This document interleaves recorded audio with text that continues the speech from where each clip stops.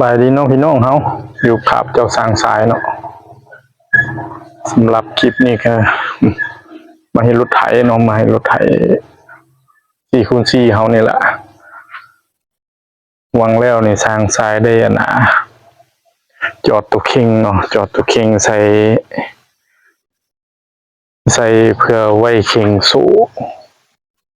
บัดนี้สร้างสายไปจอดแล้วไป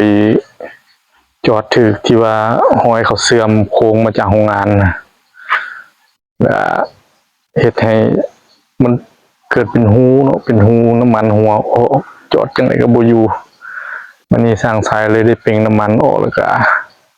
มาสิอนามัยดีๆแล้วจังสิจอดใหม่ลองเบิ่งว่ามันสิอยู่บ่เดี๋ยวเราไปเบิ่งนำกันเนาะปัญหาเราเจอเป็นจังไดคือนี่เนาะเมื่อก่อนสร้างสายมาจอดตัวเข่งสินี่เนาะจอดตัวเข่งหันน็อตไว้ยันปูงเนาะจอดใส่ละสร้างสายไปจอดทั้งลุมแล้วไปถือที่ว่าห้อยดูเขาเสื่อมจังซี่เนาะห้อยดูเขาเสื่อมห้อยดูเขาเสื่อมที่เนาะอยู่กล่องนี่เนาะกล่องนี่เนาะแล้วมันเฮ็ดให้มันหัววันนี้น้ำมันมันหัวก็เลยว่าสิบางเป่งสร้างสายได้เป่งน้ำมันออกแล้วแล้วก็มาเสียอนามัยเนาะอนามัยแล้วก็ที่จอดไม่จอดอัดหัวมันละโอ้ถือว่าเฮ็ดให้เสียเวลาไปตื่มเนาะคือว่าสิจอดนี่ใส่แล้วก็คือว่ามันสิแล้วล่ะจอดข้างเดียวก็บ่ทันแล้วสำนวนมันเจอน้ำมันหัวคนก็เลยว่าได้โจมาเป่งน้ำมันออกก่อนเลยว่าลาซาไปตื่มเนาะหรือว่าซาไปตื่มอีก สำหรับ 4x4 เฮาข้างนี้ก็บ่ทันได้จอดใส่สำเนาะว่าน้ำมันหัวแล้วก็บ่ได้เฮ็ดก็เลยได้เป่งน้ำมันเกียร์ออกก่อนน้ำมันเกียร์ออกแล้วก็จังสิได้จอดใส่แต่ว่าสิจอดตัวน้ำมันหัวออกก่อนจอดตัวน้ำมันหัวออกให้แล้วก่อนแล้วก็จังสิมาจอดใส่ข้างนี้ประมาณนี้เนาะสำหรับ 4x4 เฮา 4x4 เฮาเดี๋ยวที่ตามน้ำกันเนาะมื้อนี้สร้างสายสิได้จอดบ่ใจนึงก็จะเอายางตัวนี้ไปเปลี่ยนเนาะเพราะว่าอยากเอามาใส่นี่ละใจนึงเอาไว้อยากจอดอันนั้นบ่ฮู้สิเฮ็ดอันใดเดี๋ยวถ้าเบิ่งนำกันเนาะสร้างสายสิเฮ็ดตัวนั้นก่อนบ่หรือว่าสิเอาตัวนี้ไปเปลี่ยนยางเดี๋ยวติดตามกันเอายางมาเปลี่ยนยางเนาะเปลี่ยนใจเนาะบ่จอดอันนั้นเถอะมาเปลี่ยนยางก่อนเปลี่ยนยางในก่อนเพราะว่าอยากเอายางไปใส่ยางหน้าเนาะถอดออกปลาไว้โดนละ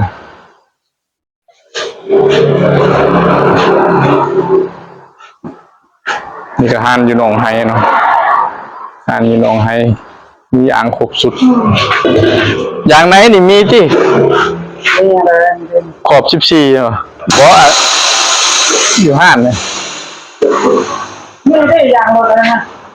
ยางรถแล้วนั่นเด้อย่างไหนขอบ14คนดอกไม้มี600ขอบ14nóมีหลังไม่บอกมีแล้วเป็นก็ตัวไอ้ไอ้นี่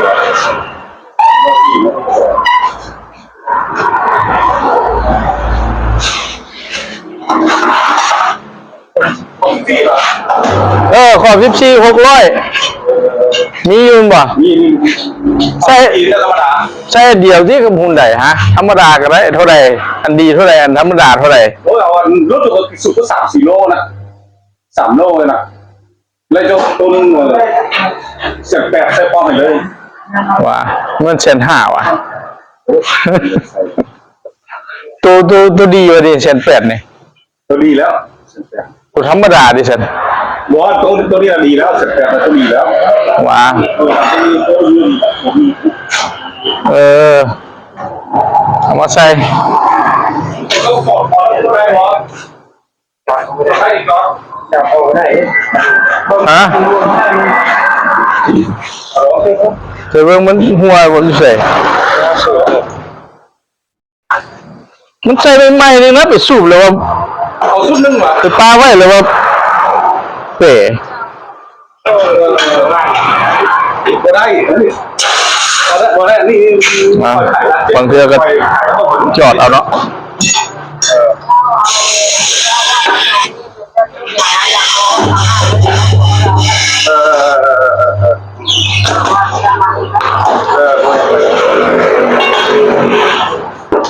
โอ้มันห่วยเพิ่นว่ะ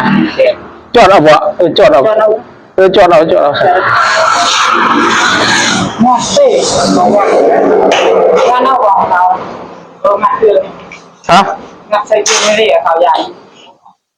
เขางัดใส่เครื่องนี่แหละ อีกเลย เนี่ยเขางัดหนีบยางเนาะ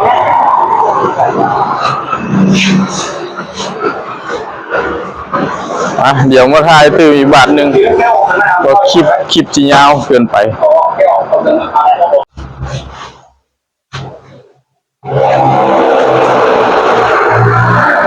โอ้ใส่กาวตัวนั้นน้ำเนาะ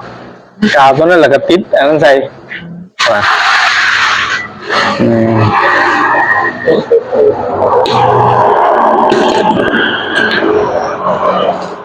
เริ่มเอาไปจอดห้อนเนาะจอดเอา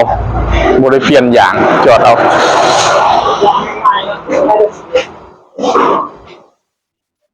มันยังใหม่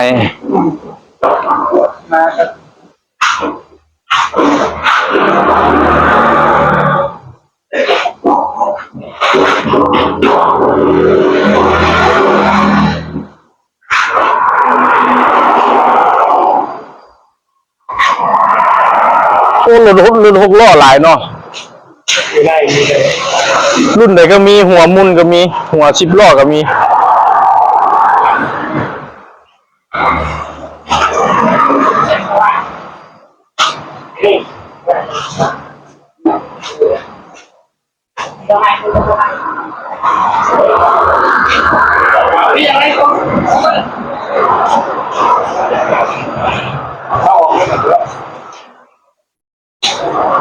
ขายทั้งยางจอดทั้งยางขายทั้งรถโอ้เห็นทุกอย่างเนาะห้างคนนี้อะไรก็ขายพร้อมมีแหนบมีอะไรรถ6 ล้อ10 ล้อมันมีเบิด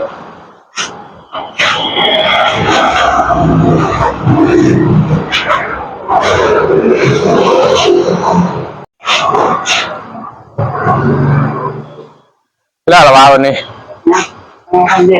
โอ้เดี๋ยวถามมันเย็นกว่านี้วันนี้โอ้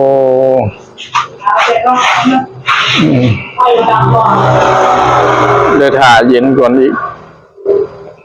หลังจากที่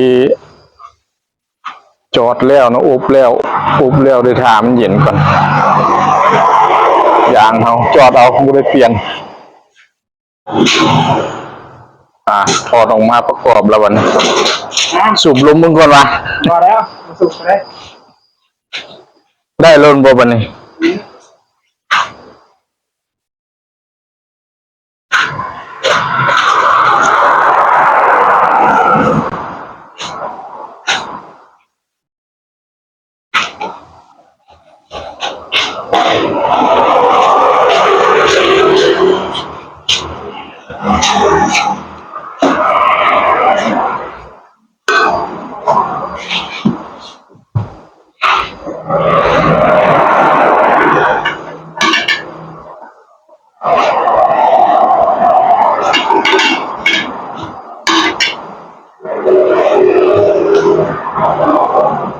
ต้องได้เฮ็ดทานี่เหรอ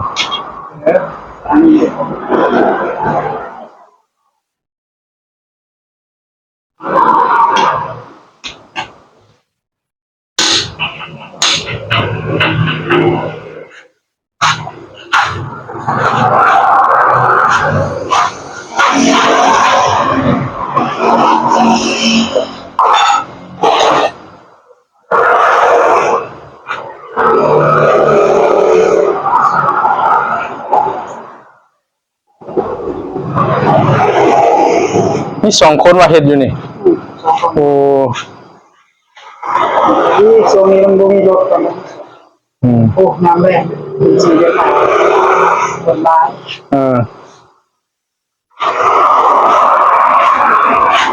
เริ่มประกอบเขาละ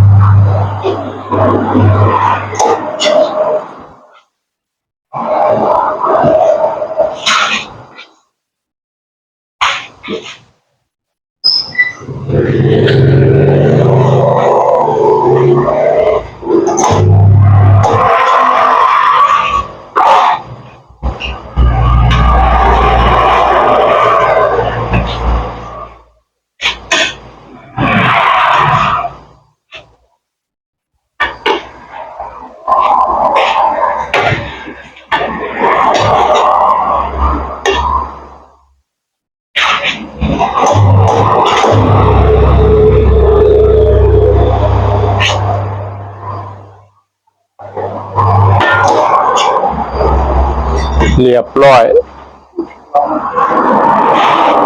ลองสูบบึ้งกันดิ สูบบึ้งหัววอลกัน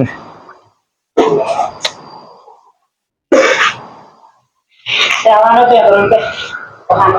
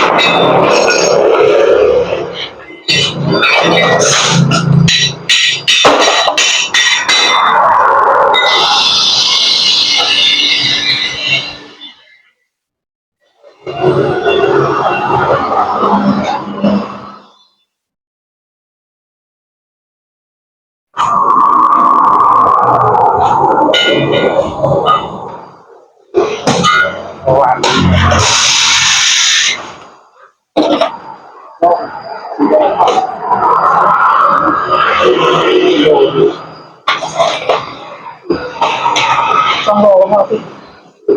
ทำแบบ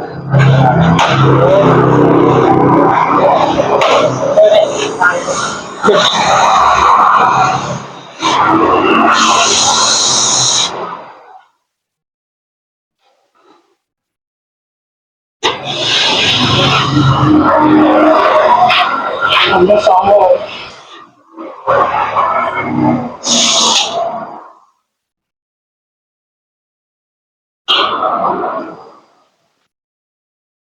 เรียบร้อยบัวหัวแล้วบัดนี้ไหนก็ฝากพี่น้องเขากดไลค์กดแชร์กดติดตามสร้างสายเด้อขอบใจพี่น้องเขาหลายๆ